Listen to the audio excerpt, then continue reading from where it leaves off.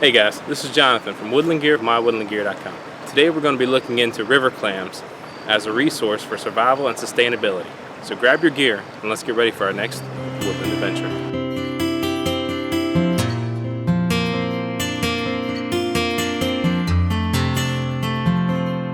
So we got a nice little slow shallow spot here, and we're going to attempt to dig for some clams, and I can almost guarantee that we're going to find some because there are clam shells everywhere. There's here all over this beach shore, and that's what you want. That's where you want to dig at.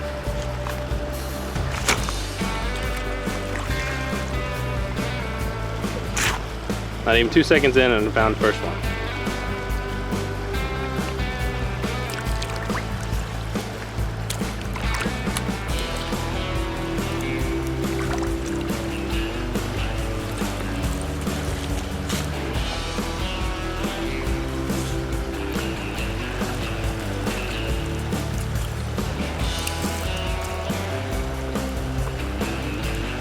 You can find lots of little tiny baby ones like this, but they're not gonna really have much in them, and it's best to just put them back and let them grow up, and you can harvest them again later.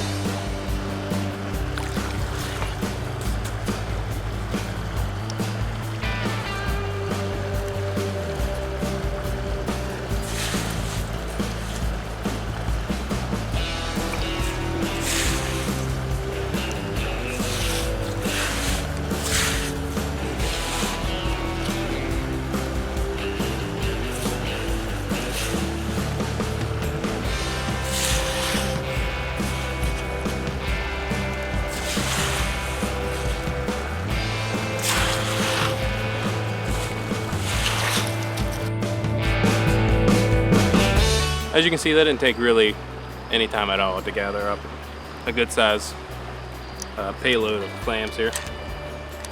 Don't do that too well, but it's a pretty decent little survival meal. These guys don't get very big. This is about a full-grown river clam. These are also known as pea clams or fingernail clams.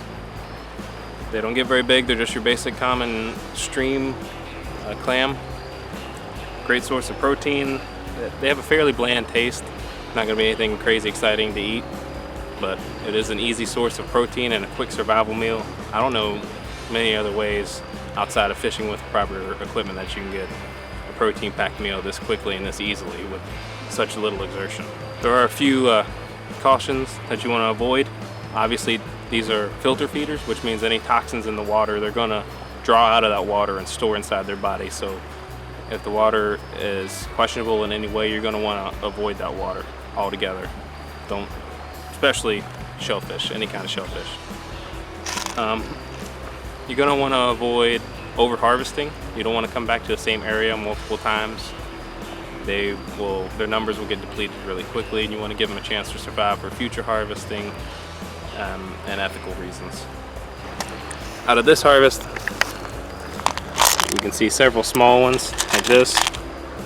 All those will go back into the clam bed to grow and continue to get as big as these guys for the future. But if it was a true survival situation, you can just chow down, and all of these guys are all edible.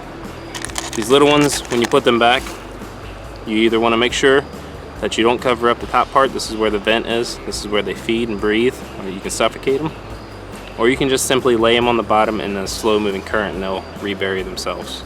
You also want to avoid any shellfish that has an open mouth, like that one.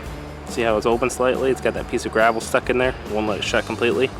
That's a no-go. We're going to throw that one back because that means it's either in the process of dying or it's already dead. And that's bad, and we don't want that. We can keep it, use it for bait, for fishing and other things like that. But if they're open at all, or if it's open and you touch it and it doesn't shut back, then it's dead, and we don't want that. A lot of people tend to overlook these guys as a food source simply because they're so small, and you may not even notice them. Honestly, you walk right over the beach area and see a bunch of seashells and you don't think anything of it. It's just a bunch of clam shells that may have washed downstream, but 9 times out of 10 that's going to be a pretty hot and active clam bed, and they're going to house lots of edible survival food, or protein, which is hard to come across in a survival situation. Another benefit to these guys is using them as bait for either fishing or trapping larger animals that eat meat like possums and raccoons. So that's another positive attribute that these guys have. When cooking these guys, you want to make sure they are completely cooked. When they are fully cooked, they will open all the way up. That's when they're done. The most effective way to get all the nutrients and make sure you kill any nasty bugs or parasites they may be carrying is to boil them. That's just the best way to cook just about any food in a survival situation, because you can retain the nutrients in the liquid and drink the liquid. But if you don't have anything to boil in, you can toss them right into the fire in their shell, and when they open up, they're done. But I would recommend cooking them a little bit longer, 10-20 minutes, to make sure you kill anything that may be inside of them, lurking around, any kind of nasty parasites or bacteria. Alright guys, that's going to be it for today's video on the pea shell clam. It's not a very exciting food source. It's not reeling in, a 20-pound fish or anything exciting like that. But it is a fairly reliable and stable food supply that you can harvest just about any time of the year, up until when the water freezes and it's more effort getting them out than it's worth. If you enjoyed this video, make sure you give us a like, comment down below, or subscribe to our YouTube channel where you can find more videos just like this one. Thanks for watching, and remember, adventure is waiting.